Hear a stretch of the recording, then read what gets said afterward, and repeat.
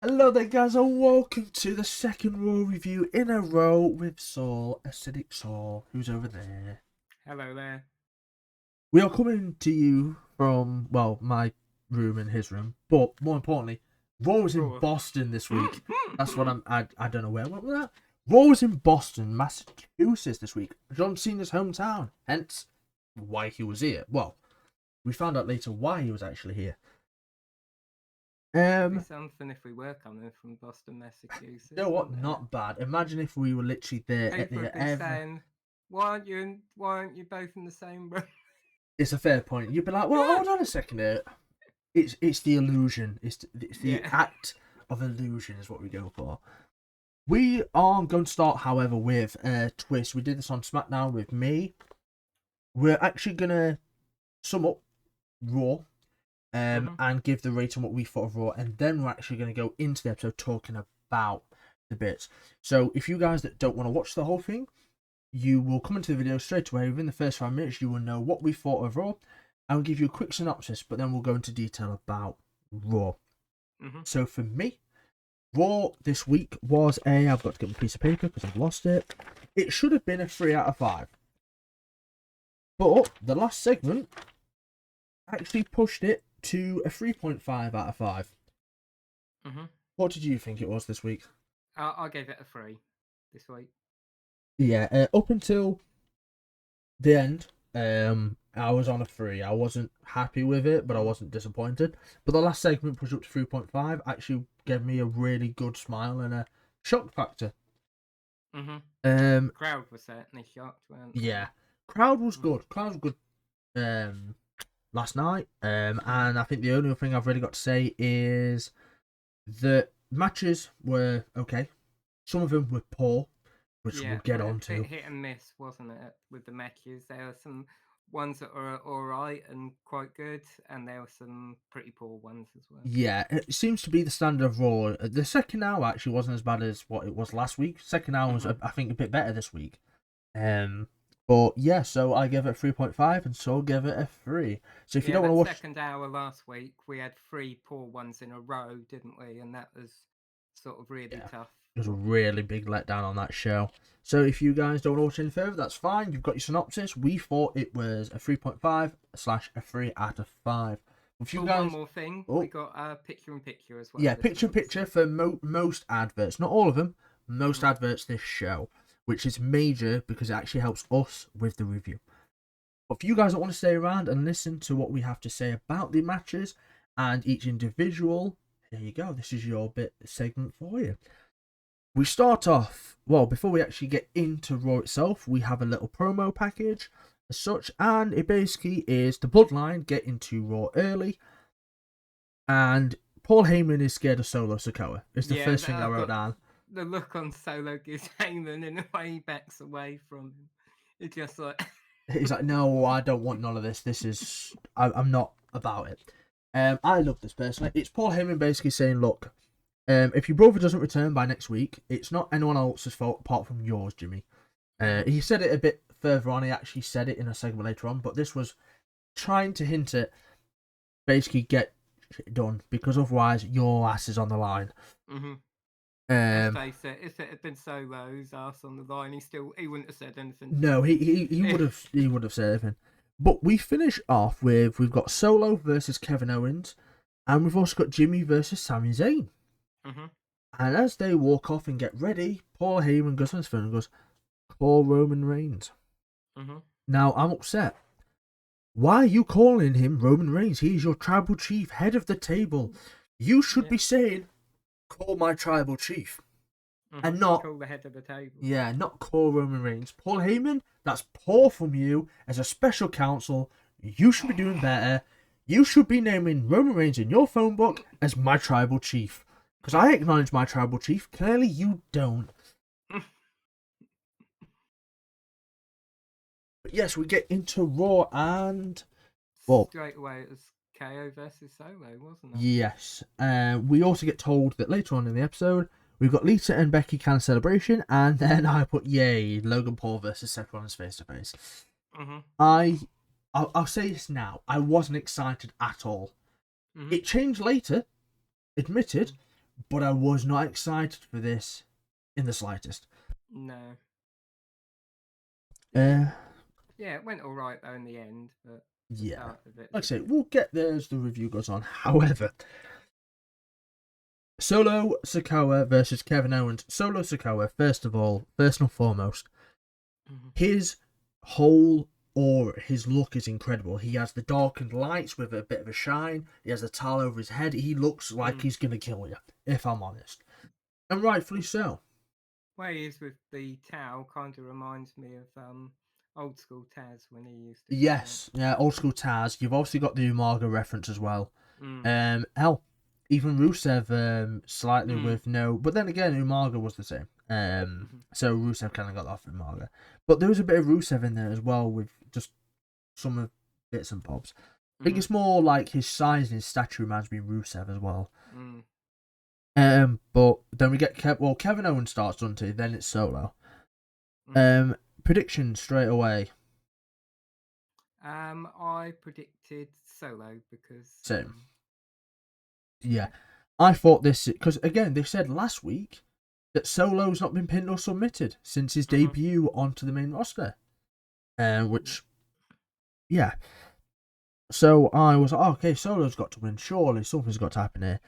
And before we talked about this, we thought that possibly after WrestleMania we'll get Cody versus Solo maybe, and that would be Solo's first loss. Yeah, I don't think he's gonna lose for a while. I think the only way he loses is if he wins a championship that loses that championship. I think he's gonna win a championship before he loses. And I'll be honest, I reckon it could well be. I'm gonna say this now because Solo seems to be on both SmackDown and Raw. Yep. I want Solo Sikoa versus Gunther. Yeah, that'd be a good match. See him with the Intercon. He can't get a. I don't think he can get a world title yet. It's going to be too fast. But yeah, definitely. Him against Gunther for an Intercontinental title would be good. Yeah, I mean, like, I'm annoyed in a way. Solo didn't stay with the North American Championship, but at least he never lost it. He had to vacate it. Yeah. So there was a storyline you can go back to at some point. However, we've not even gone on about the match because guess what? The match doesn't start straight away. Why is that, Saul? Well, KO sort of just. They don't ring the bell straight away, do they? But KO just sort of comes bundling into Solo before the match even starts and unleashes a barrage of punches. And what I liked about this, though, even when it got into the ring after the match started, it wasn't straight away. Oh, let's do this move. Let's do this move. Slugfest. No. They just wanted to beat the crap out of each other. Yeah, and that's how it should be. They hate each other. It's Bloodline versus KO. So as you said, we have a broad start. KO eats the post twice. Looks quite painful, but KO sells him great. And I put Slugfest just punches. For the first 2-3 minutes was just a brawl, and I loved it. I'm here for it. Once they got in the ring, there was a massive sort of uppercut by Solo. That KO. Looked great, to be fair. Because KO was bouncing off the ropes and coming back towards him, wasn't he? And Solo just sort of laid him out with that uppercut. Yeah, like Solo, I'll tell you something. Even when you look at his debut at Clash of the Castle, Solo was great in NXT. I mean, I watched NXT, don't get me wrong, he was great. But Solo's really come leaps and bounds since his debut, and he is a monster. He has the aura about him, and he's incredible. I have to say, he is very incredible. He's one of the best improved superstars since the debut in Clash of the Castle. For sure. And I put Solo looks so good. There's a 1 count because KO picks out whenever he damn well wants to. The flying headbutt, by the way, right? I'm going to put this out there. That flying headbutt did not look like it did damage. No. Yeah. If anything, it looked like it. It definitely didn't seem like it connected with cleanly or with any real force, did it? No. I mean, he's got a pretty hard head, Solo. Yeah. If you really got hit with a flying headbutt from him, you'd feel it, wouldn't you? Yeah, I would not like to take a headbutt from Solo or anybody, especially not Drew McIntyre. Definitely not Drew McIntyre. I was like, oh, we might get a KO comeback. No, because straight away Solo's basically on top. Solo's controlling most of this match, which I think is credit to Kevin, because Kevin knows he can put over Solo without doing a lot himself. He can let Solo take the match, and Kevin can sit back and let Solo show what he's about, rather than KO be on top the whole time and Solo have this good comeback. Nah, Solo's a monster. You want to put him over as a monster that can't be beat. Pretty much. That's what you're going for there. I mean, whenever KO started to get a little bit of momentum, Solo would just stop it dead in its tracks, wouldn't he? And take control back again. So yeah, that's pretty good the way they had that. Yeah. And then I was like, boom, clothesline. That was it. They went to the outside, went for the cannonball, and it's like, nope. Goes to the outside, and KO just launches this clothesline at Solo Sikoa. Then I've got Jimmy. So Jimmy comes down to the ring. Yeah. Dot is what I put. Then he off the top rope, and I like to call it the ass to face, because Solo Sikoa decided to put his ass straight in KO's face. And then I put wait, and then ouch. Oh, that was it. Solo went to do something, and it didn't quite land. And then probably the biggest moment of this match, it's an ad break. Oh my god, we've got picture in picture. They must have listened to us last week. Raw, if you are watching, we thank you for the picture in picture. Now let's start working on other stuff. We've got ideas. Our people will contact your people. I must admit, I got distracted by the food ads in this. There's that an advert for something called DQs, and yes, I was just wondering what that was. It looked quite nice. Dixie Queen, maybe? Is that a thing? Possibly. If you know, leave a note. Leave a comment down below. If American viewers, help us out with this, because I had a American named Olivia with me in the kind of second hour to the third hour, and she was watching some adverts, and even she went, "Oh, adverts are a bit stupid, aren't they?" I'm like, "Yeah, just a little bit." Side note, very quickly, there's one advert, and it's about Xfinity, and it's 10 megabytes, right? And they're like, "Oh, we give this best speed." And it's basically a thing of there's 2 astronauts on the moon, and there's these 5 kids, and they're going, you're in our video game. This massive robot appears behind them, and literally turns around and looks menacing. He's like, oh, is that, that was it. They turn and says, oh, that's one of the bad guys. They went, oh, is he, is he good? And then he zaps his mate. It's like, well, no, they've just said the bad guys, and he zapped your, team, your whoever with you, your mate. No, they're not good guys. They are clearly bad guys. They've just killed your compatriot. But yes, picture's happening, and it's pretty much they're stalling the match until they get back to TV. It's a lot of KO's on the ropes, and he's got his tongue out like he's doing the weather on the ropes, because Solo's just got his elbow on his back of his head on there. We come back though. There's a cheap shot by Jimmy. You dastardly heel. And KO come back. No, super kick instead. And next minute, I look at the outside, and he gets planted. He gets swept from underneath him, and Solo lands square on his back on the edge of the apron. Yeah, that looked painful. The so-called hardest spot of the ring. I did grimace a bit when that happened. Yeah.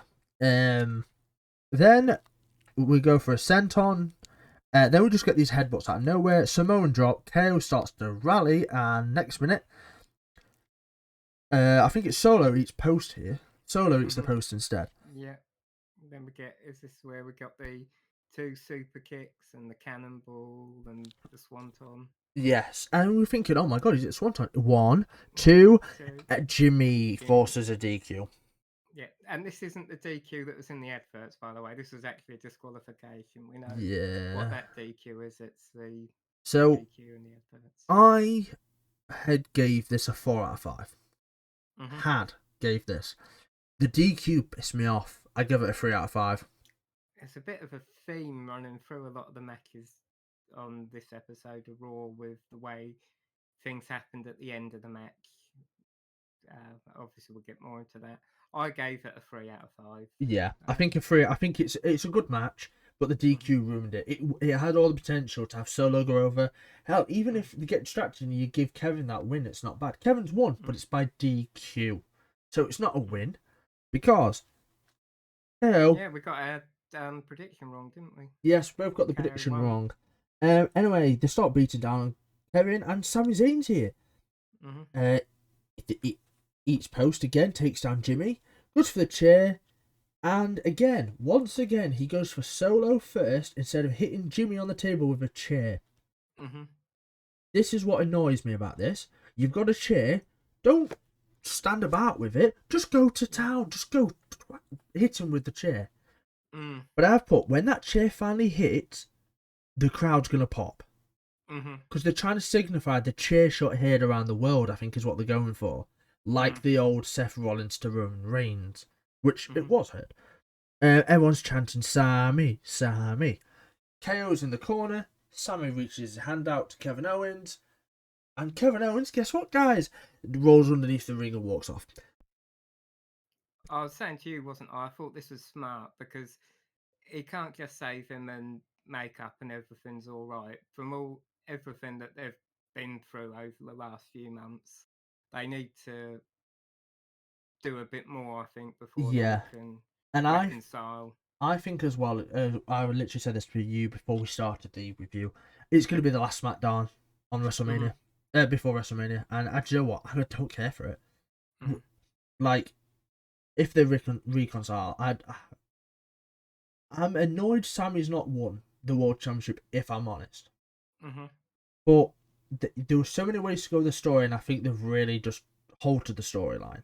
And even later on down the line, fine, but we'll get to it. But up next is Bobby Lashley of our now called him Big Bob.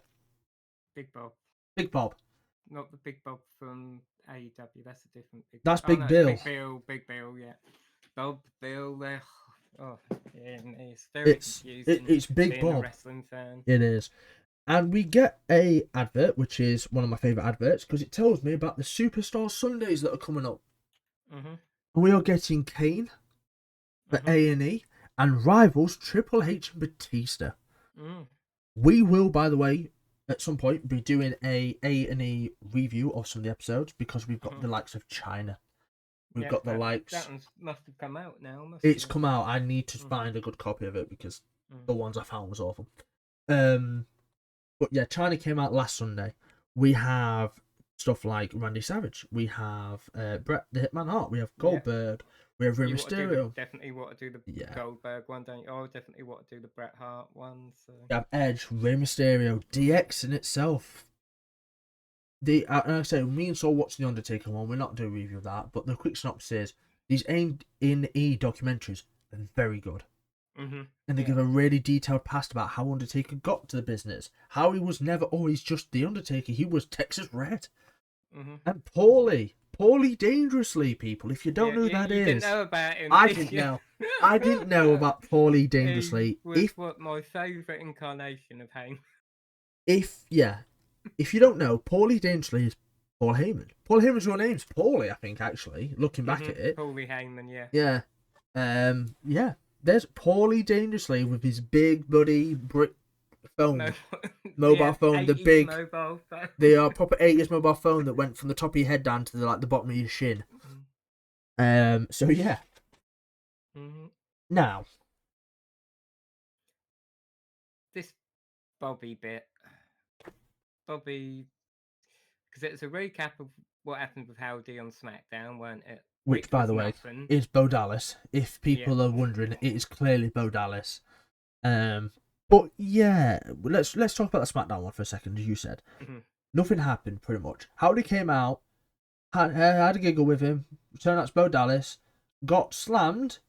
Was about to get speared. Lights go out. Howdy's gone. Yeah, and that was it, wasn't it? The SmackDown bit. And I think this was shorter and worse. Yes, it was shorter and worse on Raw. Because there's no hype. Because Bobby Lashley, look, I'm going to put it out there. Bray Wyatt's great at promos. Incredible. But when you're trying to do it around playing games and not doing a promo, and you've got to get a promo from Bobby Lashley, you've got an issue. Yeah, I can't do promos. Money B ruined me with that. But hell, I had the balls to go do one against him, and he was an ex-professional wrestler. So to you that haven't got your balls, sort it out, will you? I've got Mrs. Big Balls. It's fine. But Bobby Lashley can't do a promo. No. He's on par with Ronda. It's a good thing when he was with MVP. Yeah. He could go in the ring, and he then had MVP to do a lot of the promo stuff. Yeah.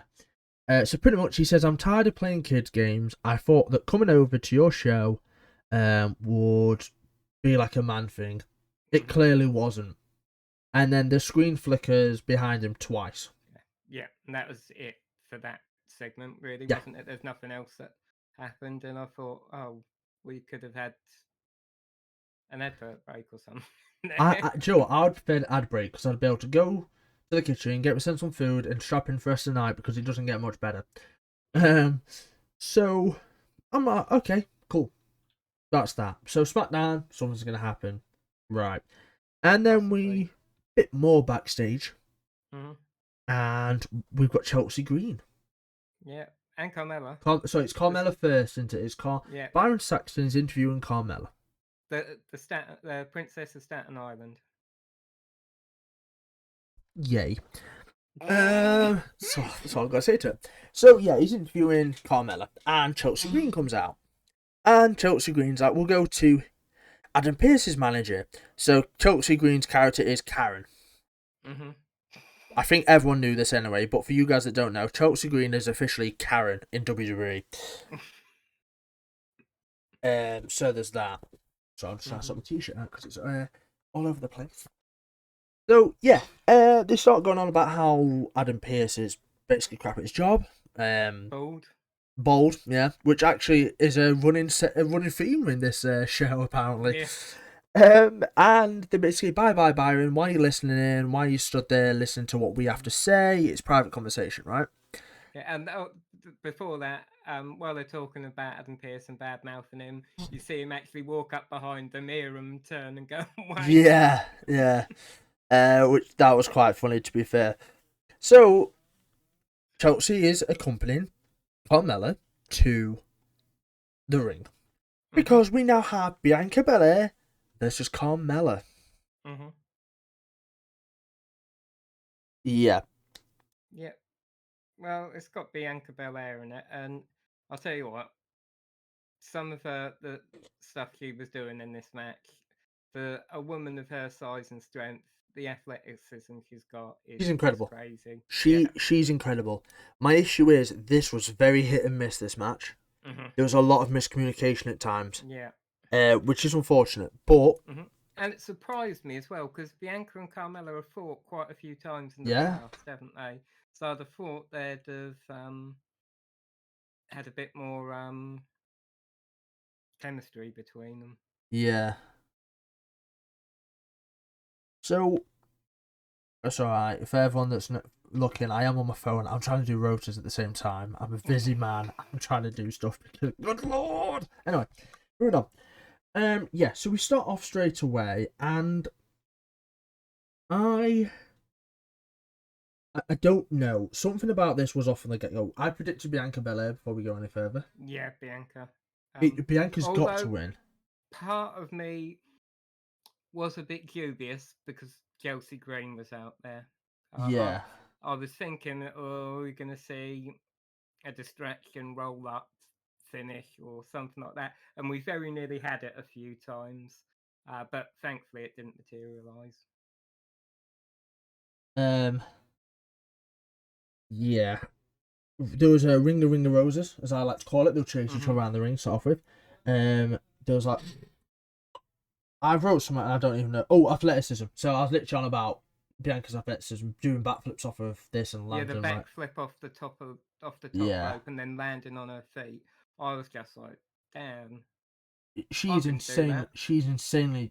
I mean, I could, but I'll break my neck. I think that's how I look at it. I think the issue I've got is that with all Bianca, I mean, Bianca's great. I know people don't like Bianca. Fair. I just feel, though, the main event is not going to be just Asuka and Bianca. I'm looking at these segments, and I feel like it's going to be Carmella, Asuka, and Bianca at WrestleMania. Possibly even Chelsea Green. Yeah. Herself in that match. Yeah, it's that. I agree with you. It's definitely not going to be a one-on-one the way this is going at the moment. No, and I'm looking at this, and I've put it here again. How is Carmella overpowering Bianca? Carmella's good, right? She's good. She's improved on what she was a year ago, hasn't she? Easily. I actually put don't need pick and pick here for one of the ad breaks, because I'm like, this ad break could actually go. You don't need to do a picture in picture here. But they did, which, okay, Phil.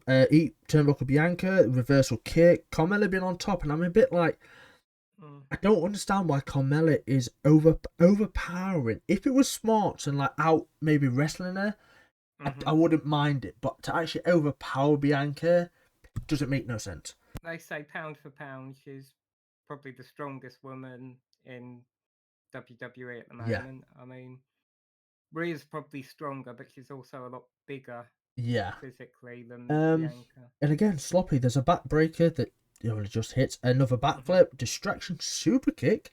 And we're thinking, oh my god, Bianca's just about to be beat. No, she kicks out too. Yeah. Distraction again. Carmella even goes to the ropes to get this pin. Yeah, she had her feet on the ropes, didn't she? And doesn't do it. Still couldn't do it. That's the point. I thought Bianca's definitely winning this. That needed to be Carmella win or nothing. The whole thing of I'm a heel, I'm going to use the ropes, and I'm going to cheat a win. I would not have minded that from Carmella, that she's outsmarted, because I thought of something, right? And I'm going to put it simply. If I was to be rolled up and you was to basically put my legs up, like over basically my body kind of thing, in that roll-up stance, I know. It would actually be a lot harder for me to kick out because all my body weight is coming over. Which makes sense. So for the bigger people, such as your Big Shows, and for Piper, which we'll get on to, and like last week, that'd be a good way to beat Omos. Yeah, I'd be Omos given the chance. I would put out that if you're able to get them in a roll-up position where you can basically have their whole body kind of on their shoulders and fold them over, the roll-up works that way. But nobody's really put out there. That's why the roll-up's effective. They've just gone, oh, it's a quick roll-up. It's a surprise. But if your legs are on the ropes and you're literally pushing Bianca's like legs over her own body, so because she is very muscular, she's very built, she's athletic, that could be a really good way to say you've used Bianca's own power against her. Yeah. Then there you can go, well, she is powerful. She's overpowered herself. But no, Bianca's superhuman, so she kicks out anyway. And loads her up for the KOD. 1, 2, 3. Bianca wins. Yeah. Got more shenanigans though, didn't we, after Bianca? Yeah. Before we get on to that, I gave this a 2 out of 5. I gave it a 1.5 out of 5. That's fair. I only gave it a 2 for the simple case of it did get better towards the end. But also there was some good heat on Carmella and Chelsea Green, which I didn't mind, because Chelsea Green's now getting a name back out there. So I don't mind too much. But yes, we get a post-match beatdown. Who's making the save? Asuka. Now, right. Is she meant to be a heel at the moment, or? I think she can do whatever she wants, because the crowd love her regardless. Yeah, exactly. This is the thing. I thought, are they setting her up to be a heel? But then she's come out and made the save. Yeah. I still think here, Bianca being heel would probably be your better bet. Because Bianca's there like, oh, look at me, I have the EST. And it's got over. But that's such cockiness and overconfidence. And I want to see a heel Bianca where she's like, yeah, I am the best. Who are you? Look at me, you know, kind of thing. That kind of Bianca I'd like. But never mind, it's post-match beatdown. Asuka makes the save and gives blue mist to Chelsea Green. Yeah. So Carmella sort of ducked out of the way because it would have hit her, but she ducked out of the way. She made sure Chelsea got that blue mist rather. Right. So we go backstage. and this is the bit you're on about earlier Yeah. on, and I agree with you here. This is brilliant. Sammy and KO's backstage. Sammy comes up and says, "Look, I don't expect us to be brothers, best friends. It's complicated," which I think is the best word you could ever use in this whole thing. Yeah. KO's like, "I've been fighting the bloodline for 8 months." No, you've been fighting for a lot longer. You had 2 Royal Rumble matches, mate. You had one against Roman the year before. It's longer than 8 months. You know what I mean? You had a Royal Rumble match against him before you faced Stone Cold last year at WrestleMania. You've been fighting them a lot longer than what you think. And he just says, "I'm going to take them down. I want to take them down, just not with you." He doesn't trust him. He says, "Oh, do you know what? Go back to Roman, say you're sorry. He'll probably embrace you like you've always wanted to be embraced." I think the thing I liked here was Sammy's like, "Oh, I'm an expert on the bloodline, all this, that, and the other." And Kevin's like, "Yeah, I realise that. Yeah. This is the place you cemented your allegiance with them at my expense." He says, "Yeah, teaming up with you might make a lot of sense, but I don't want to do it, Sammy. I'm not interested." And I guess what was a good little segment. Like, and the thing as well with this is, it's like Kevin obviously cares for Sammy. He does. We know he does. But it's one of those, he's like, it's War Games. You kicked me in the face. You quite literally kicked the crap out of me. Kicked me in the face to go, "Oh, let's join the bloodline." Why? How am I ever going to trust you from that? How am I ever going to everything we've been through? But then again, obviously they don't canon it. But newsflash: El Generico and Kevin Steen. Yeah, look at that. But they are doing it on the biggest stage, and do you know what? I'm so happy for them. Both of them. They are on literally the biggest stage. But Sammy's trying to make amends with Kevin. Okay. Now then. This is a bit that we weren't excited for to start with. So last week on Raw, we'll recap very quickly. I'll let you take over because I need to cough a bit. Yeah, on Raw. Last week, sorry. I thought you were going to cough. Wait a second. So last week on Raw, we got a segment. This segment left a sour taste in my mouth. For one reason. I think it probably left a sour taste in the Miz's mouth as well. There is that. It was more to do with the fact that I was not sure about this going forward. And the recap basically was, he uses Miz's phone, talks to Logan, says, "Come see me in the ring, bitch. Bye bye, bitch," and bitch, and more bitch. That's what we got from it. So now, whilst I go cut off, Saul's going to take you through, essentially, why I think me and Saul change our minds pretty quickly. Yeah. So we start off, and we've got the Miz in the ring, and he's saying, "Oh, not going to take any sides. I'm going to call this straight down the middle." And first of all, we get Logan Paul out, and Miz goes to shake Logan Paul's hand as he comes in, but Logan Paul bypasses him and completely ignores him.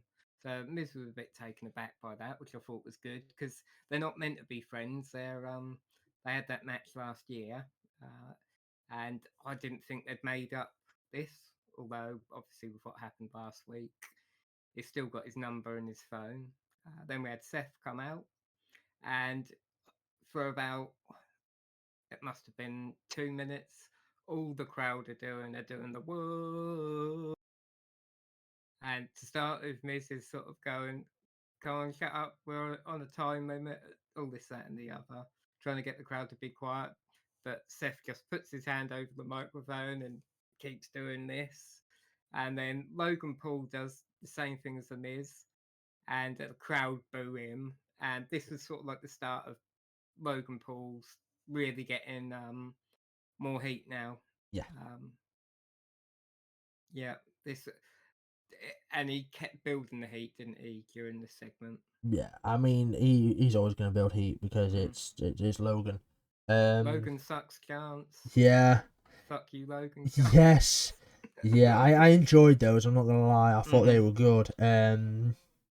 Where I'm just trying to catch up to where you were on this. Oh, okay. I've completely clicked the wrong one. One of my favourite lines: "Seth, we don't like you because you're the scum of the earth, a coward, a fraud, a troll, and a human dumpster fire." Yeah, this was brilliant. Like, yeah, do you know what? Logan's really good at promos. Mm. That yeah, there's some, at one point, but again, he's been a YouTuber. He's been in the public limelight. Social media. Yeah, For someone who does a lot of social media stuff, I reckon he's gonna be good at promos, isn't he? yeah, he's one of those that I kind of didn't think he would have been. Mm. Clearly, he is. He is very good at what he does. And yeah, this promo from him was great. And he's like, we didn't come here to talk. Mm. Oh, Came here yeah. to fight. He's like, I could do it. Yeah. But I'm not going to do it. Yeah, I don't fight for free. That, Yeah. I think, is actually a really smart move to make him basically come across as this eccentric wanker, pretty much. Because he's like, I don't fight for free. I'm a money attraction. Like, he's big-headed to high hells. But he knows, like, he's there like, yeah, I'm a box office attraction. Look at me, kind of thing.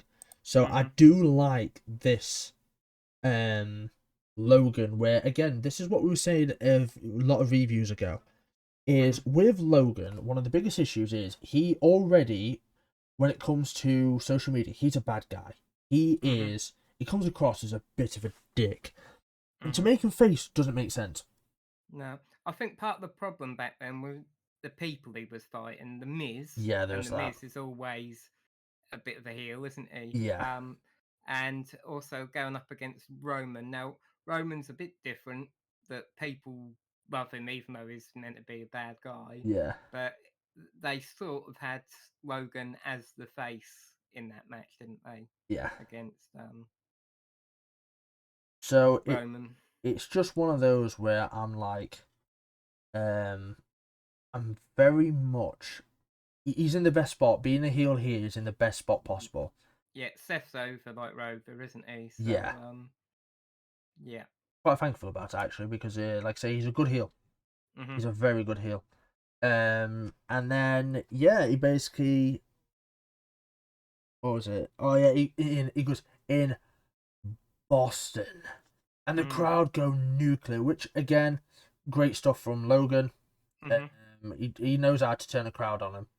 He's been doing it most of his body Yeah. thingy, his thingy life, social life. So what was the last bits on this? Oh yeah, fight time. So Yeah. they go to fight, which okay, fine, fair enough. Okay, cool. Kicks him, he ends up with a super kick, and then all of a sudden he gets up. And as I'm gonna give this one to you actually, just to finish off. I put, oh no, it's back. One lucky shot because Logan Paul knocks out Seth Rollins. Yeah. He knocks out Seth Rollins with one lucky shot. I remember back when the Roman fight was coming and all we heard was, all it takes is one lucky shot. And how sick did we get with that line? Oh, I hated it. I hated it. I still hate it to this day. Because what it is, it's crap. It is a bunch of crap. So yeah, it's, and he goes, oh yeah, one more thing. Bye bye, bitch. Yep. I like this. Do you know what? Again, I was very adamant about this going into it, because I'm looking at it and I'm going, oh, Logan Paul and Seth Rollins, but then I keep forgetting Logan Paul's had some really good matches since he's been in WWE. Yeah, that Logan Paul versus Roman was bloody brilliant. It was incredible, and I'm there looking back, going, You think what Logan Paul and Seth could do together? And it's obvious. I know he's a knob, Logan Paul, but he's obviously. It's one way to put it, so I'll give you that. Yeah, he's obviously putting the work in to actually perform out there. He's probably he'll be doing a lot of chemistry building with Seth, I'd imagine, and I think it'll be probably one of the best matches on the card. Yeah. Easily one of the best matches on the card. Like I say, it's Seth. So in all fairness, with it being Seth, he always puts on a banger, especially WrestleMania time. I can't actually wait for Seth's what do you call it? Entrance, because he always has like a really good looking entrance. So I can't wait for that. I did write for this as well. Seth looks like a stick of rock, which it's like a seaside candy over here in the UK. But that white and pink sort of stripes, I just thought is a stick of rock. He looked a bit odd. I'll say that much. He looked a little bit odd. Oh dear. Now, right, I've got about 20 words which will cover the next bit, and then we can you can add your 10 cents and we'll bypass it. Oh dear, the show just lost a star. Here comes Omos. Omos v Dolph Ziggler, 1-min squash match, trash. yeah. So I actually went to go make myself some beans on toast and a drink of tea because I was a bit tired. I wanted something to give me a kick to say, look, you need to stay awake for the second hour of Raw, or there's going to be a problem. So I come back and all I see is, are you ready for this? All I see is Omos, big boot, double choke slam. Oh, it's over. Against Dolph Ziggler. Against Dolph Ziggler of all people. Now, one thing I will say, I predicted Omos. So Yeah, I take a point where a point's due. He's 7'3", 416 pounds is obviously the gimmick. However, his screen when he was walking down was 7'3", 403 pounds. Oh, he's lost some weight then, hasn't he? Literally, the announcer goes, it's a 7'3", 416 pound Nigerian giant, but the screen quite literally shows you 403 pounds. That's how crap this gimmick is. You can't even get his weight right. Yeah. I actually gave this a minus 0.5 out of 5. I gave it a minus. I gave it a 0. It was. I said to you before, Omos has had longer matches with jobbers than this one. It was just point. No, thanks. No. I don't even want to talk about it anymore. It's annoyed me that much. I tried to talk about the mic. Lovely. The mic wasn't on. You can see me trying to. I got quite angry, so it's a good job I'm not repeating what I said. For me, MVP turning around and saying, "Oh, you think he's not ready to face Brock Lesnar?" Well, no, he's just squashed off Ziggler. Yeah. It ain't Brock. You give me Omos squashing Gunther, never happening by the way, but Omos squashing Gunther, even Otis. Okay, Omos fine. Squashing, Braun Strowman. Right, you give me that. I think, oh, actually, Brock Lesnar. But you squashed Dolph Ziggler, who is one of the biggest jobbers in the company. Right? No offense to Dolph. No. But Dolph isn't Brock Lesnar. Nobody is Brock Lesnar. You know, hell, Roman Reigns isn't Brock Lesnar. So I hate this. Almost do me a favour, never return after WrestleMania. Thank you, goodbye. Next, we've got Baron backstage. Oh, for God's sake. It gets worse. So, we get Baron backstage and he goes over and basically whatever her name is, Maxine Dupree, is saying, "Oh, what a specimen! Look at him." And Baron thinks it's about him. It's not. Yeah, she's all about Otis. Otis, good. I'm glad you said his name. Otis. And basically says, if you can beat Chad, that ugly little thing over there being in Chad, we might consider you for the maximum male models. So you've got Mace or Marseille. Yeah. Mansoir. Yeah. Otis. Yeah. Baron or Corbin. Yeah, I reckon it'd be Corbin. Yeah. Corbin or Baroon. Yeah. Sounds like a freaking off-colour maroon. After what happened, we don't have to worry about that. But we'll get to that later. Next we get in Finn Balor versus Gargano. We go backstage a little bit more, and Roman so it's a restatement of, Jimmy, if Jay's not back by next week, it's your fault. You're gonna get battered. But now Johnny Gargano walks up with Dexter. We're about to get Johnny Gargano versus Finn Balor. Yep. I thought this should be good. And who did Yeah, you predict? I predicted Balor. Yeah, same here. Because straight away, uh, it cracks off, and the commentators turn around and go, "Oh, Edge hasn't responded to Finn yet." Mm-hmm. Within 2 seconds, I went, "Well, I'm wrong now, aren't I?" Yeah, because you know that what's They going to be literally, becoming. yeah, they gave away Edge's returning. So for you people Mm-hmm. that want to know about the match, it doesn't matter. Edge returned. Yeah. Actually, I found Edge to be quite disrespectful later on, which we'll get to. The match Mm-hmm. wasn't as good as we all thought it was going to be, if I'm No. honest. It was good, but it could have been a lot better. It's Johnny Gargano and Finn Balor for crying out loud. Mm-hmm. Um, We had picture in picture, and they had some honey barbecue buffalo wild wings. oh, they did look nice. Um, yeah, they look quite nice. Say all I keep seeing is the Wendy adverts, and I'm like, oh. Mm. I looked at it, I was like, oh, I do like Miss N, Mm. So We had Dexter come out, didn't we, with Gargano as well. yeah, I love how Corbin's like, oh, Dexter's scary. Oh, what we'll put the camera on him.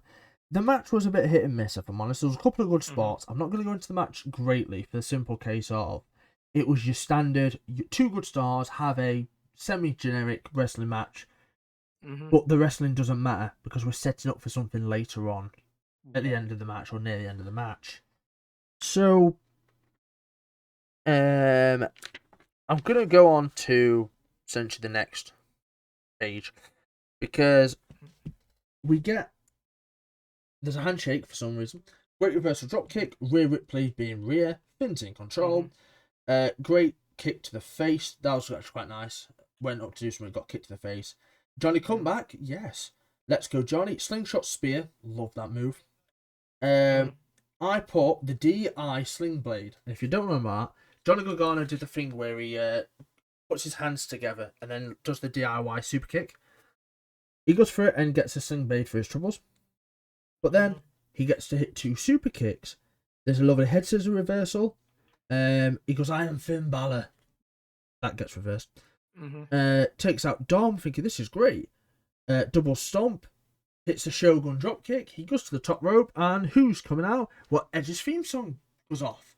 So Rhea and... not Rhea, sorry. No, Rhea and... no, for God's sake, there's too many D's in this match. Rhea and Damon Priest go up to the entrance ramp thinking that you're going to see Edge. Edge pops out the crowd, pushes Finn off the top rope, and he does the slingshot DDT to Finn, the final beat, and Johnny Gargano wins this match. Yeah, it was a pretty generic match until the Edge turned up, wasn't it? Yeah. I did like the fact that Priest and Rhea go legging it down to the ramp to try and cut off Edge, but he comes through the crowd.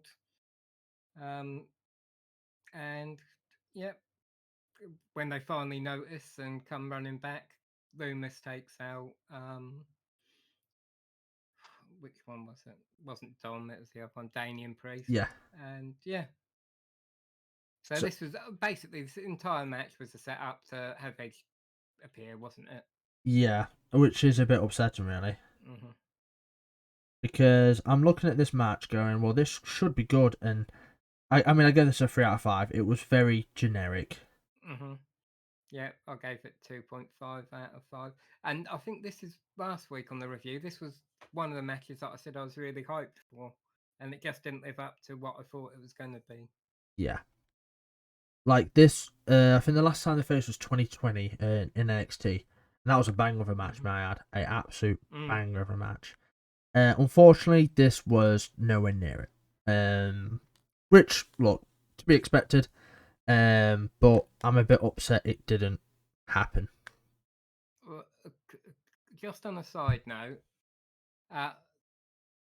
WWE need to try and decide what they want to do with Dexter. Because I'm all right with having him tag along with Johnny, but his character don't really seem to be doing much. If they don't bring Indy Hartwell up from the main roster, then is either going to have to figure out something new to do, or perhaps go to NXT to be with her for a while, because Yeah. Mm. On a side note, Ipswich won 3-0 in the end. Oh, brilliant! What about Derby? Lost 2-1. Oh, God. And Chesterfield won 2-1. Sorry, that's just the Yeah, it's soccer football. team. It's yeah. Football, soccer. Just thought I'd 1. update. So yeah, it goes 3 out of 5. Edge gives John Finn a spear, and that's the end of that. We get a recap of SmackDown of Cody and Roman with the promos they both had, which again was really good.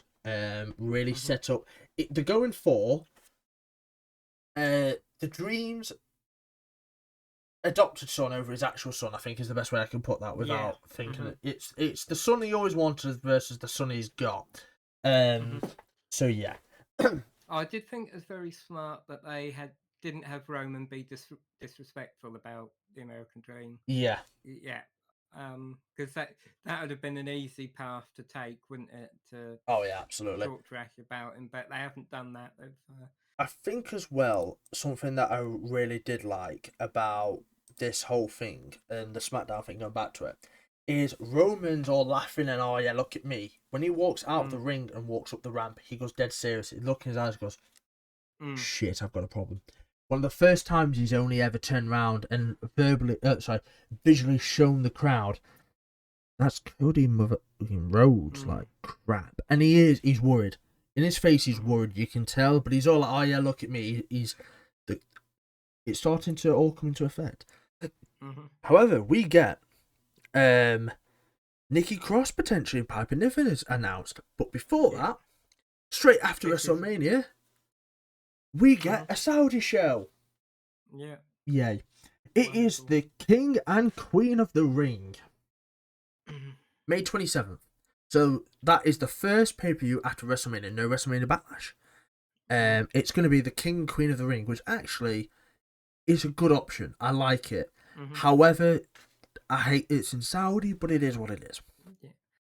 Part of me is hoping that maybe this time the tournament will be a bit better as it's in Saudi, because the last couple of Saudi shows haven't been too bad. Yeah. Like I say, as in match quality, because the Saudis. I mean, look at Logan Roman again in Saudi. Yeah, that was brilliant. I just don't like the affiliation with Saudi. Never have. Yeah.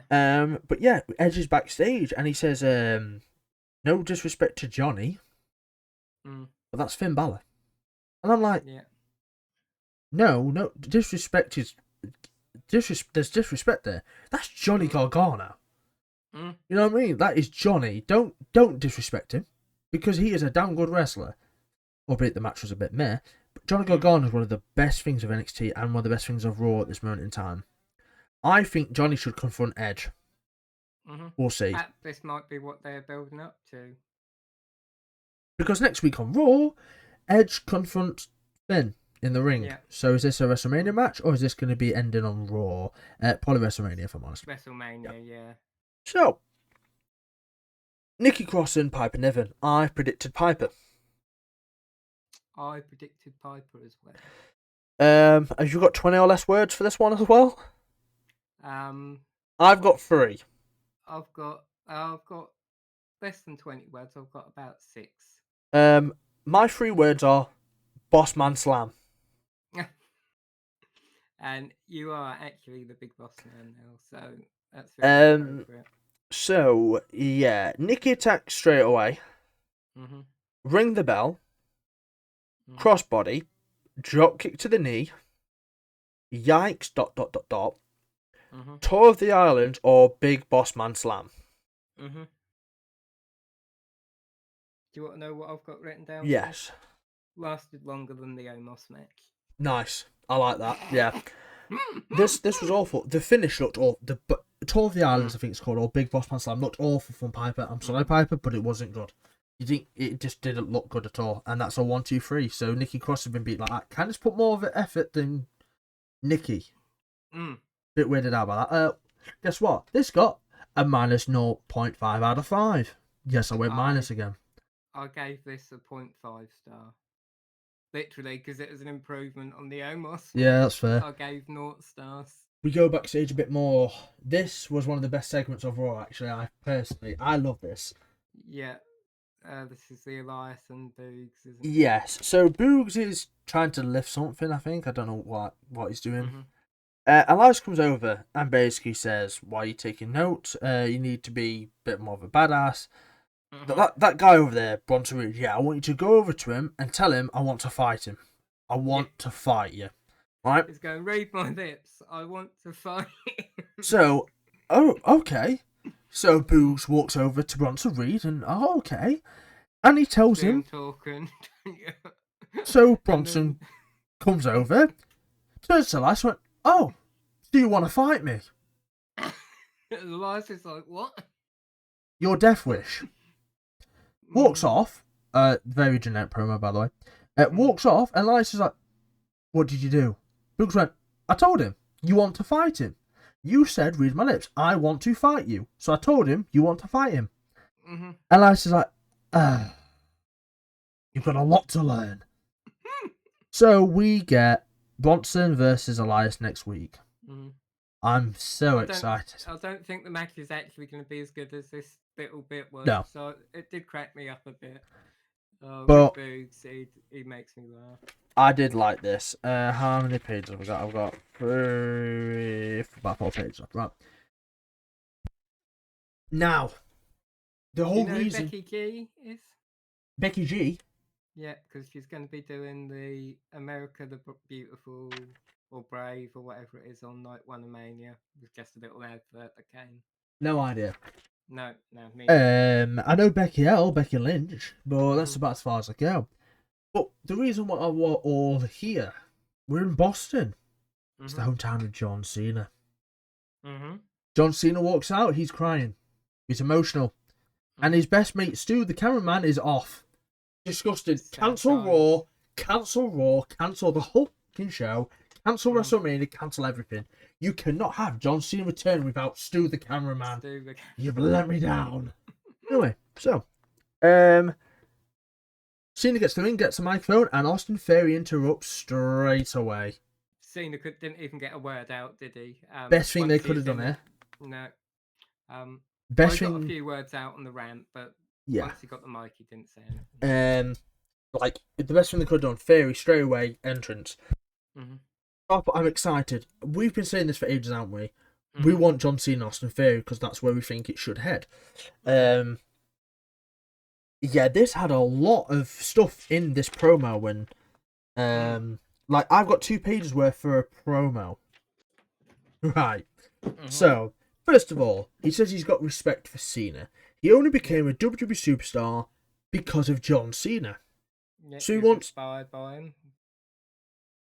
Well, yeah, he's inspired by him. He says, "So thank you, Cena. I've got a gift for you." Mm-hmm.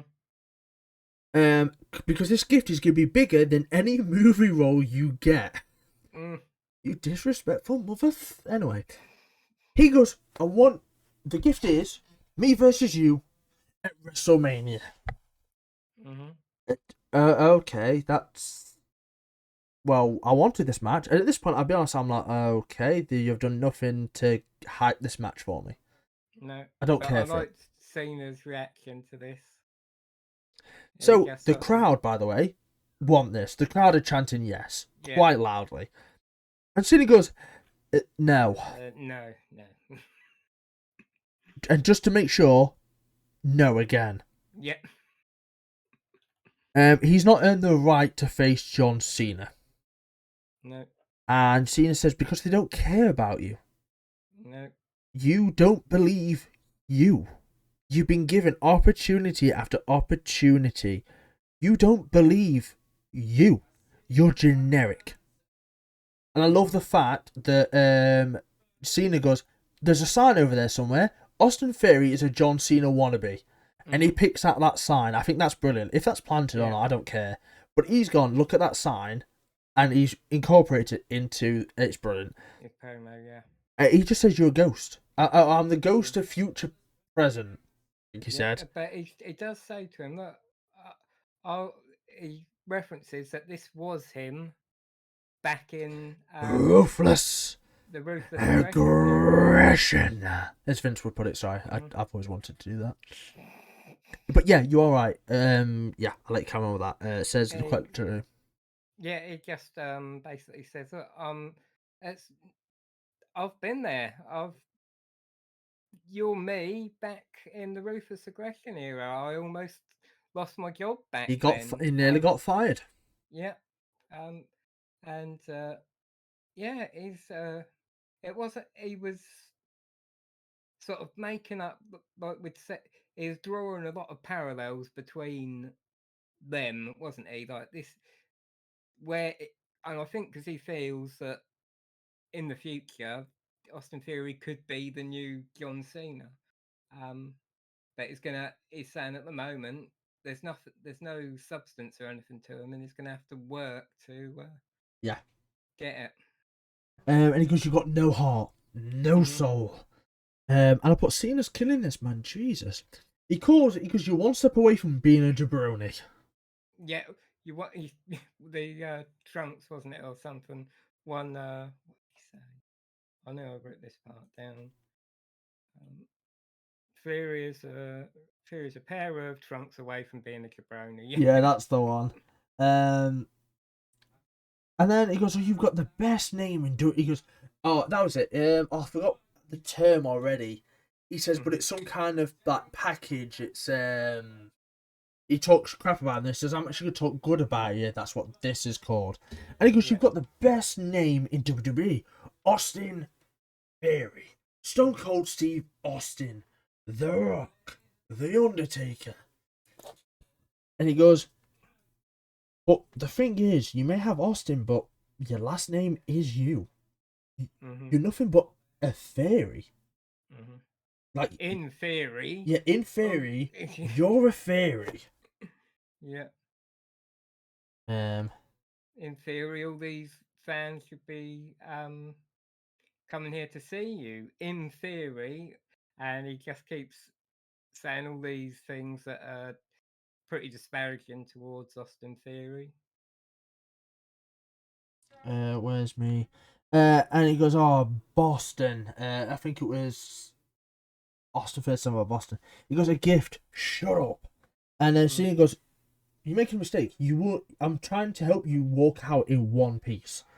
And then they're chanting Cena, and Austin Theory goes, "Well, at least I ain't got a bold spot, basically." And Cena goes, "Oh, Senior Circuit, baby," which was quite cool. And he says, "It's all right though, but you do the moniker Never Give Up, but you've given up. You've given up. I've given you an opportunity to face me, the best US champion of all time, and you've given up." Where's your respect for the fans? Yeah, where's your respect for the fans? They've done these rotors, I promise. And at this point, Cena's like, okay, I'm trying to save you here, but you've really got me back against the wall now. So what we're going to do is ask these fans what they want. Was it before that, though, he says that if I win, you lose everything. And if you win, you still lose everything. Yeah. So he turns round. He goes, "Oh, that was it. I'd rather be bold than have people piping fake crowd noise for my matches. I'm still better than that." He goes, "You're a dumb son of a bitch. I'm saying no to save your ass. You will lose everything if you lose. If you win, you'll lose everything because the night after WrestleMania, the wildest crowd will eat you alive. Can you take that? You're full of crap." And then he goes, "Oh, thank you for coming, my family and my friends. So, crowd, because you're about this, would you like to see John Cena versus Austin Theory at WrestleMania?" The crowd goes wild. Yeah. He says, "It's not me being deaf in my old age and Cena circuit, but Boston, would you like to see John Cena versus Austin Theory at WrestleMania?" The crowd, in all fairness, go nuclear.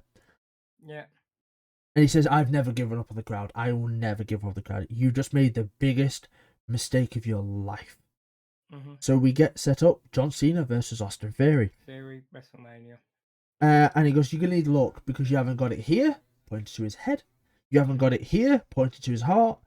and you haven't got it here. And he smacks him in the balls. Yeah. And as he goes up to the ring, he goes, oh, by the way, you really need to work on the third one. Oh. And he goes, I'm actually going to introduce someone that's worthy of Boston, that's worthy. The American Nightmare, Cody Rhodes. And they popped for him as well, didn't they? And this felt like a bit of a passing of the torch moment. At the same time, why?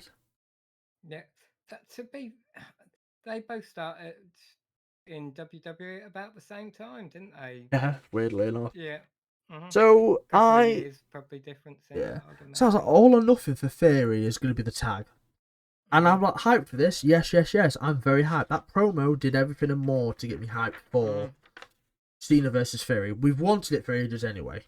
You know, both me and you have literally said, haven't we? Like, we're like, it's a match we'd like to see.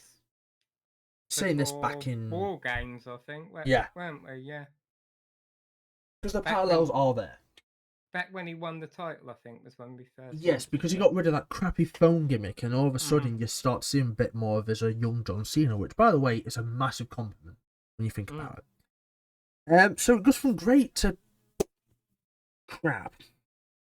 Well, first we had the Sammy backstage, and basically all he said was he knows why KO's not accepting the other branch, so there wasn't really much development in that bit. And then we got the crap. Yeah, Chad Gable versus Baron Corbin. I predicted Chad Gable. I predicted Chad Gable because Corbin's on a losing streak, and I can see it coming to a end anytime soon. Don't see Baron Corbin joining the Maximum Male Models, personally. No. So, pretty much, it was just standard. One person takes most of it, the other person wins. Baron overpowers. There's a bit where he gets him up on his shoulders and starts giving him a bear hug up there. Chad gets a comeback. Roll through German suplex. Yeah, that was a nice move. Yeah, especially to Baron. It goes for moonsault. Lands it. Quite nice. Yeah, when Gable goes up to the ropes as well, old Otis goes, we're going straight to the top, like the Motley Crue. Oh, Otis is brilliant. Next minute, chokeslam backbreaker. Goes to finish him off. Gets my ankle lock and Corbin taps instantly. Yeah, so there's your match, people. Quite literally, that by the way was step by step. That was everything that happened in that match. To be fair, right, this match was probably longer than the Omos and the Nikki Piper match combined. Yes. To be fair. And I still gave it a 1 out of 5. I gave it a 1.5 out of 5. I hate this. And then we go on to the tag team celebration next. Yep. And I'll be honest, this felt a bit weird because Becky's music went off and the crowd didn't seem that hyped. No. And then Lita's music hits. Different matter. Everyone's like, oh my god, it's Lita. I think the thing with this is Becky's been a regular for quite a while, hasn't she? Yeah. Recently, and Lita coming back is still a pretty new thing. People are hyped to see her again. I think that's probably the main thing. Yeah.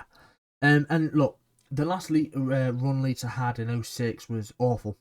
They disrespected her massively. So now to get her now to get her come back and show off, I'm Lita. I am one of the trailblazers of this division. Kinda was. Don't get me wrong. They went to the diva, but Lita wasn't a diva. Lita was this badass lass, basically, that was, rebellious, and she kicked ass. She still kicks ass, in all fairness.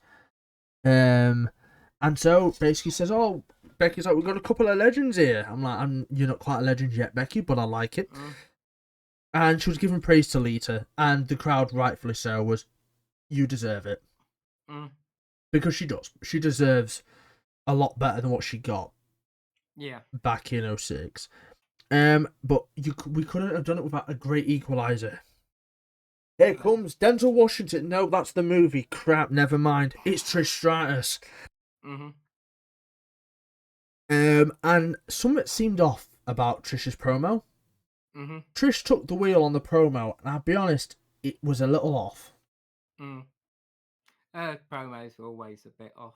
Yeah. For with Trish. But they start to try and talk in damage control. Now, I'm going to put a scenario out there. I think the lead up to this match, you don't need to have Becky and Lita win the titles, right? No. I think what you do here is you have them fight and you lead up to this 3v3 match at WrestleMania. And you have, I'm guessing Lita, Trish, and Becky are going to win already. I'd be shocked if they didn't. Let's say they win at WrestleMania, right? Then Monday, the night after WrestleMania, the Raw, which is obviously always historically known as one of the best crowds, you put Lita and Trish out there and they beat them for the tag titles. That's how you get that. And then they can relinquish them straight away, pretty much. Or carry them on. But that night, Lita and Trish could win those tag belts. That pop would be nuclear. I mean, this was the thing that I thought was a bit weird to have Becky and Lita. If Trish was coming back, to me it would have made sense to have Lita and Trish win the tag titles at some point. But they've obviously decided to give one to Becky and the other one to Lita. Obviously that's their decision, but yeah, it just seems like you say the better thing would have been to have them win the belts after Mania. So we get a couple of promo bits, and both the damage control turn to Bayley. It's like, what are you doing? Why are you challenging him? And Bayley just nods and laughs at him, and they turn around, try and go for those, and the plan was foiled. They get beat up. Bayley basically goes in between three of them, gets beat up. I'm excited for this, don't get me wrong, but there's better ways you could have done this. Yeah. Now, do we think that this was just damage control trying to get the jump on? Yes, easily. When they were pretending to be shocked. Yeah, that's what I thought. I don't think for a second this team's breaking up. I think this is a team for a while, because the way they was doing it was and then Bayley smiled, and I saw Dakota smile and turned around. I was like, okay, cool, it's a ploy. Yeah. Next week on Raw, Edge, Finn Balor, Bronson Reed Elias, and Bianca Chelsea Green. Oh, I missed the Bianca Chelsea. Yeah, Bianca Chelsea Green is going to be next week on Raw. Now we have the main event. Sammy versus Jimmy. Right, first of all, the match itself was okay. Yeah, I mean, it's compared to some of the stuff we've had on this, it blew that away, didn't it? I mean, I wouldn't put it as good as the KO solo match. No. To start off with, Sammy's infuriated, Fez Perez straight to Jimmy Uso. And then there's an uppercut. The crowd's going, ole, ole, ole, ole, ole. Jimmy gets sent over to the timekeeper's area. We've got picture in picture. Right. Mark this. For everyone watching, this is the first picture in picture. It won't take me as long to get to the next one, but I'll get there. So in the finger, we get a uppercut. So Sammy goes for a dive, gets uppercutted to hell. We get a suplex onto the edge of the apron. Sammy survives at 8 count. Jimmy is basically just pounding away at him, trying to kick the crap out of him. Sammy come back, tornado DDT, a splash off the top rope, another uppercut. Solo tries to get involved. Goes for the Samoan spike and gets told, "You're out of here." Oh my God, Sammy and Jimmy's on their own. Yeah, that's nice actually to see a ref actually have the balls to do that and surprised he didn't get killed. Then we get a blue thunderbomb, and then we get pick and pick. By the way, for those of you wondering, I got there in about a minute and a half, I think, looking at my recording status. We had 2 ad breaks in 6 minutes 20 of the main event. Yeah. Bag of crap, if I'm honest. Why has the main event got 2 ad breaks? That should be the one where it doesn't have ad breaks and you chuck them elsewhere during the show. There's a setup Samoan drop where Jimmy chucks him up in the air, Samoan drops him. Nice spin, kick into Guri. Sammy hits a sunset powerbomb. That was nice to see, actually get to see that, because we'd have missed it without picture in picture. Yeah. There's a big kick to Zayn, super kick, and the crowd goes nuclear. Why? Jey Uso's here. Oh. And because of that distraction, Sammy steals a win. Yeah. Because Jay was on the table and it looked like he was cheering for Yeah, it looked like Jimmy to start with, and it all got a bit confusing to start with, although I think, like, for most of us, we knew what was going to happen. It was the crowd that... So, Jay's on the table going, come on, Oos, like that. And he loses. So he walks into the ring, grabs a hold of Jimmy, and for a minute or two, he's stalling. Anyway, he turns around and he basically shrugs his shoulders. He walks past him like, no. Goes out to the ring, looks at Sami Zayn, and gives him a massive hug. He's like, I pick you, Oos, I pick you. And the crowd's going mental. Yeah. The biggest pop of the night. I already knew what was coming. And I'm not here to go, oh, I knew this. Straight away, I wrote down double turn. Because as soon as he hugged him, he steps away, he positions himself, he keeps looking over at Sammy. Sammy's like, oh my god, oh my god. And because Sammy's standing slightly in front of him, isn't he? Yes. To the right and slightly in front of him. And so he can't see that. Yeah, Jay's stepping back, angle slightly, he keeps looking at him. And everyone's going, oh my god, and they put up the wand. As soon as they put up the wand, Jay super kicks Sammy. He jumps on top and goes, it's a family thing. Why would you ever think I pick you? It's a family thing, Goose. And Jimmy's smiling in the ring. Jay beats the crap out of him, chucks him into the ring. I'm like, no, Jimmy. Jay, no. I was actually quite pissed at this, but great storytelling. And Sammy's getting beat up, and this is where I think also I like the direction here. People are expecting KO to come out and save Sammy. It's not KO. Was it? It's Cody Rhodes. Sprints down to the ring, stands in front of Sammy. Those three back off like they're all scared of Cody for some reason, even though Solo could pretty much destroy him in a Samoan spike. But they all stand off. And Cody's kind of over Sammy, protecting him, going, enough is enough. So Cody's involved, obviously, which you would expect. Up until that point, the show was a 3 out of 5. But thanks to Jay and Sammy and that segment, I actually pushed the show up to 3.5. Because it was cinema.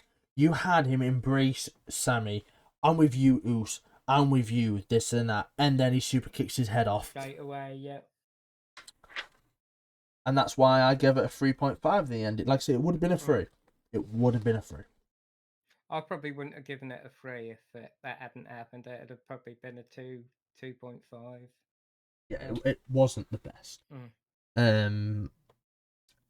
My best. I think for the most part in this episode, the best stuff was really the storytelling as opposed to the actual match. The matches were all pretty meh to be. So they were fine. The ones that weren't crap were perfectly adequate, but there wasn't anything that really was a fire match this time, was there? I still think back to the Seth Rollins Austin Theory match we had on Raw. That was incredible. It's like this. You want, even if it's one incredible match on Raw, I get we're getting to WrestleMania, so your WrestleMania matches need to be good. You know, because the match quality has been a bit poor, I'd say, recently. It's been very poor. So, WrestleMania, I'm hoping you save your best matches for that card.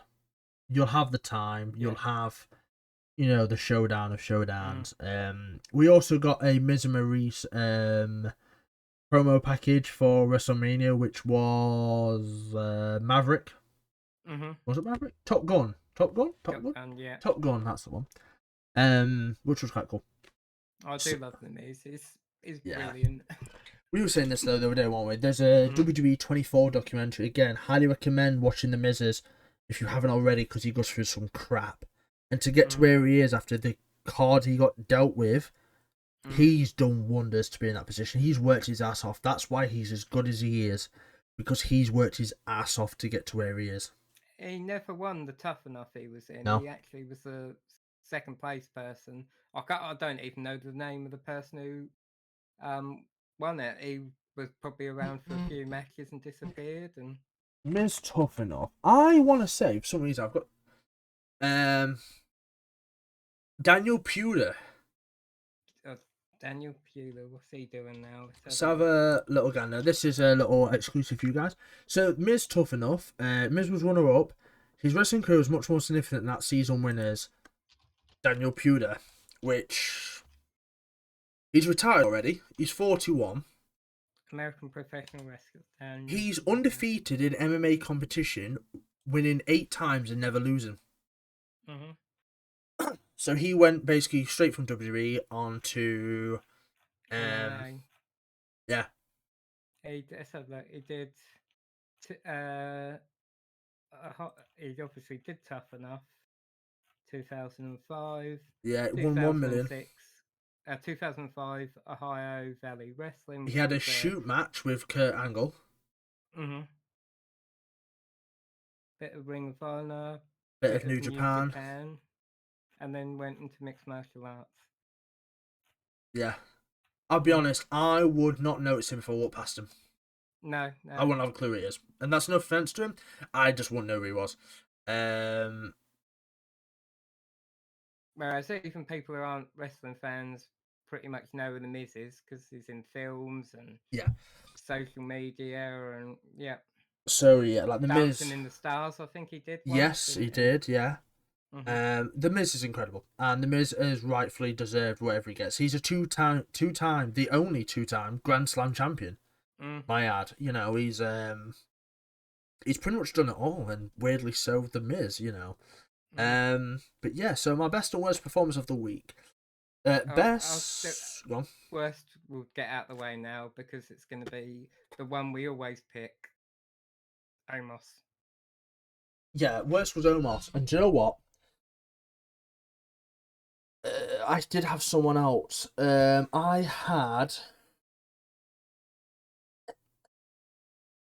put down the crowd for these matches, the crap ones, because you don't want to go watch that. The best, Cena. I think Cena's promo was incredible. I think everything about Cena. Solo Sikoa as well. And the best was actually me. Because, and the reason being is, Omos, my guy, my dog. I have this championship right here, look. And again, this is going to go to Cena, which makes him now the all-time... this is a WWE championship, but just for kayfabe. So Cena's now a 17-time world champion, so well done. Cena's now 17-time world champion, beating Ric Flair's record for the case of what he did tonight. Omos, you're never going to hold one of these, so... yeah, I'm just showing off at this point, Omos. Right. I mean, you've held a tag title, but it's the world title. I think we're going to have to add a stipulation now to this worst wrestler. Because whenever Omos is on, he's going to... Yeah, we all know our discussions always end with Omos being the worst wrestler whenever he's on a show. So I think we're now just going to have Omos and then another worst wrestler because it's going to be Omos every time. I've had an idea. So the what is it? The Meltzer, the Wrestling Observer newsletter have awards, and there's the Daniel Bryan Best Technical Wrestler Award, which he gave himself. We're gonna rename this to the Omos Worst Wrestler Award. Yeah. So we can give it to himself and potential other people. So this is I now. hope he never watches this. Yeah, there's that. It could have been Ronda, but I actually still prefer Ronda over Omos. It's very slightly. Yeah. This is the Omos Hatred Award. Not hatred, that's strong. Sorry. This is the Omos Worst Superstar Award. Yeah. And it goes to Omos this week. So well done. You've got your own You've got your own award back. Yeah. So yeah, we've now going forward. It is known as the Worst Omos Wrestler Award. Yeah. Something on those lines.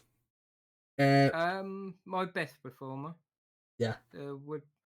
I'm actually gonna say I really liked. I've got two, I suppose. I really liked the Cena, and that both him and Austin Theory in that. But I did quite like. So I was pleasantly surprised by it. The Logan Paul thing, just how good he was at getting all that heat on him with the crowd. Yeah. So yeah, I'm gonna say Cena and Logan Paul were my best ones this week. Yeah, I like that a lot. Mm-hmm. Right, guys, go, sir. Nothing. There wasn't, and like we said earlier, nothing in the matches that really earned any sort of, could inspire getting the best performer. It's the promo stuff this week. Yeah. But I want to say once again, thank you for your guys' support on these videos. I didn't say at the start, but I'll say at the end, and I'll put a recap as well. For every subscriber that we get on this channel and my channel, we've been 10p towards cancer research. So keep hitting that subscribe button, hit the like button, share this about. We love doing these reviews. We love that the partnership's back and thriving properly. Like I say, there'll be a SmackDown from me again, potentially one from Saul this week. See how it goes if it does. But if not, we will see you next Tuesday for another review after Raw when it gets a bit closer to WrestleMania. So thank you from me. And thank you from me. See you all later. Peace out, everyone. Bye.